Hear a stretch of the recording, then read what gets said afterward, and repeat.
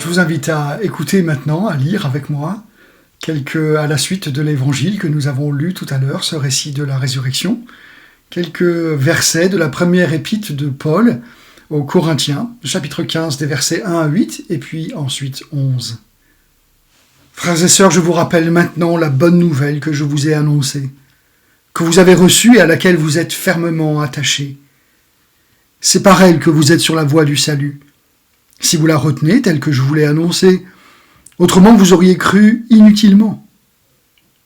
Je vous ai transmis avant tout cet enseignement que j'ai reçu moi-même. Le Christ est mort pour nos péchés, comme l'avaient annoncé les Écritures. Il a été mis au tombeau et il est ressuscité le 3e jour, comme l'avaient annoncé les Écritures. Il est apparu à Pierre, puis aux 12 apôtres. Ensuite, il est apparu à plus de 500 de ses disciples à la fois. La plupart d'entre eux sont encore vivants, mais quelques-uns sont morts. Ensuite, il est apparu à Jacques, puis à tous les apôtres. Enfin, après eux tous, il m'est apparu aussi à moi, ainsi que ce soit moi, que ce soit eux. Voilà ce que nous proclamons, voilà ce que vous avez cru.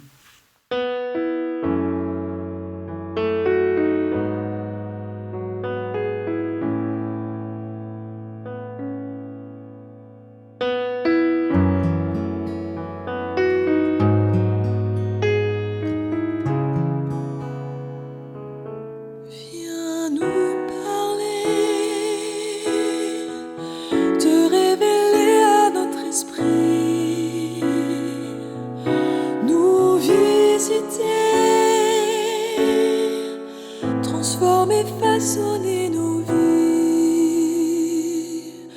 que ta parole éclaire nos chemins meurtris. Comme une terre aride, partout criblée de fissures, mon âme a soif de toi.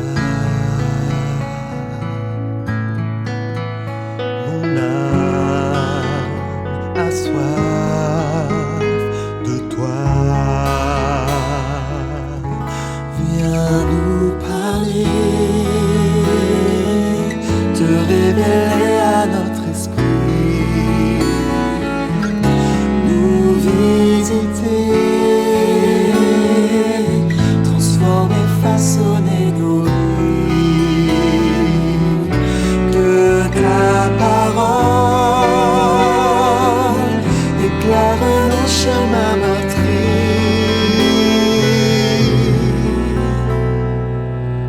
Comme un enfant fragile au cœur d'un monde cruel,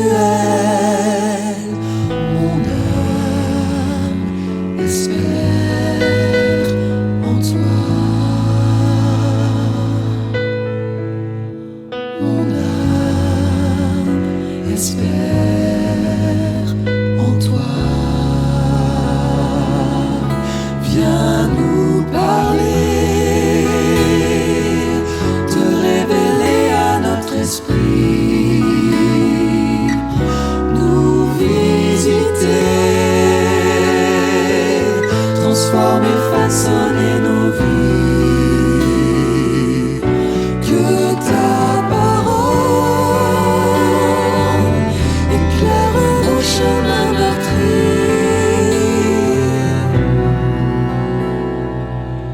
Comme une fleur qui s'ouvre pour accueillir le soleil, mon âme reçoit de toi. Mon âme reçoit de toi. Viens nous parler.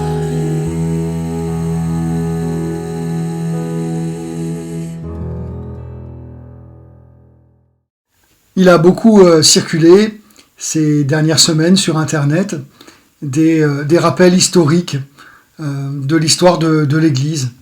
En particulier, ces moments où les chrétiens ont été, comme nous finalement, vraiment submergés dans des périodes de souffrance, des périodes d'épidémie. Et il ne s'agissait pas de montrer les chrétiens sous un jour héroïque dans ces temps-là. Non, les chrétiens, comme le reste des hommes, sont soumis à la souffrance, aux épidémies qui peuvent ravager leur monde. Mais il s'agissait de montrer que la plupart du temps, au travers de ces épreuves, les chrétiens ont redécouvert quelque chose de fondamental dans leur foi, en fait, quelque chose d'essentiel. Et je crois que l'enjeu, en fait, est exactement le même pour nous, aujourd'hui. Et c'est ce dont Paul, c'est ce dont les évangiles sont en train de parler, et qui est au cœur de notre célébration de Pâques. L'essentiel auquel il faut que nous accédions, c'est de comprendre ce sur quoi l'Église chrétienne a été bâtie. Moi, j'aime observer, quand je vais dans les églises, plutôt anciennes, comment elles sont construites autour de bâtis plus anciens, comment le bâtiment d'aujourd'hui n'est que finalement la continuité de toutes sortes de choses qui ont été construites avant. Et ce que les auteurs des évangiles et puis Paul sont en train de nous dire, c'est que la première Église chrétienne a été bâtie non pas sur le témoignage de la résurrection, mais sur le témoignage du ressuscité. Dans les récits des évangiles, la résurrection n'est pas décrite ni rapportée, mais elle est annoncée. Personne n'était là pour la voir, personne ne peut la décrire, cela ne nous a pas été révélé. Comprendre le plus essentiel dans la résurrection, c'est mettre de côté toutes les spéculations vaines, les intrigues stériles, les curiosités mal placées. Les premiers chrétiens ne dépensent pas leur énergie à défendre la résurrection. Non, ils se sentent poussés par quelque chose d'extraordinaire, par une vie, une relation retrouvée, un témoignage intérieur, un mystère dont ils ne se lassent pas, finalement, de méditer la splendeur. Oui, la certitude qu'avaient les premiers chrétiens était qu'ils avaient tous vécu une même expérience. Le Christ ressuscité leur était apparu, à Pierre, puis aux 12 apôtres, puis à 500 disciples, et puis à Jacques, et puis même à Paul.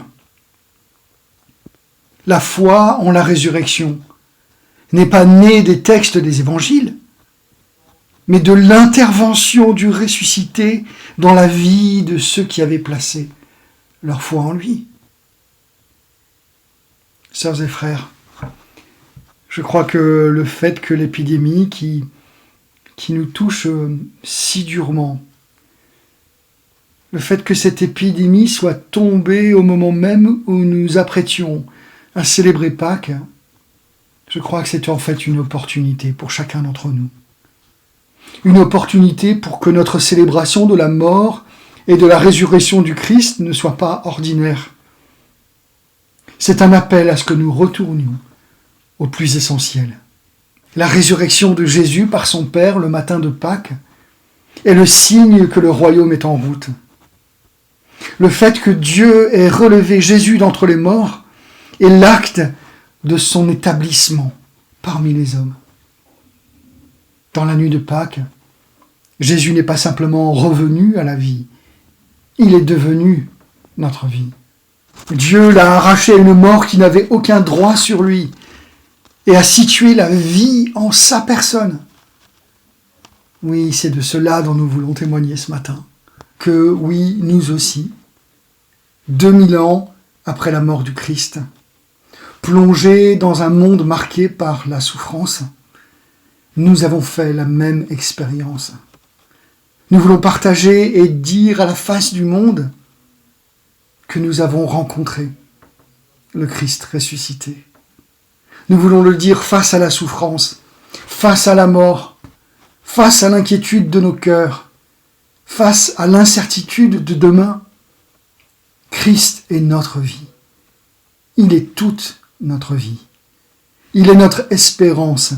Il est toute notre espérance. Nous en témoignons car c'est une certitude plantée dans nos cœurs par le Saint-Esprit. Et je vous laisse les paroles d'un poème. Demain, qu'arrivera-t-il demain? Tu sais combien j'ai peur de demain. Et je t'écoute me dire, demain ce sera Pâques encore. Demain je serai avec toi, comme aussi tous les jours. Et chaque fois qu'une heure sonnera, jusqu'à la dernière heure, ma vie est à la portée de ta main, à la portée de ce monde. Oui, à toi la gloire, ô ressuscité, à toi la victoire pour l'éternité. Amen.